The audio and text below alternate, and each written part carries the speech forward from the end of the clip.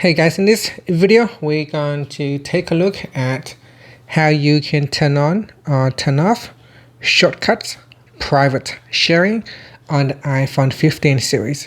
First, let's go back to the home screen by swiping up at the bottom of the screen. Then from the home screen, tap on settings. Next, in the settings page, we scroll down and then tap on shortcuts. Next, in here, tap on private sharing. Tap on the toggle button to switch on or turn off shortcuts sharing. Now it said here, allow receiving shortcuts directly from people in your contacts. Apple cannot verify the authenticity of shortcuts shared privately. And that's it. If you want to be able to receive shortcuts privately, you can turn on private sharing.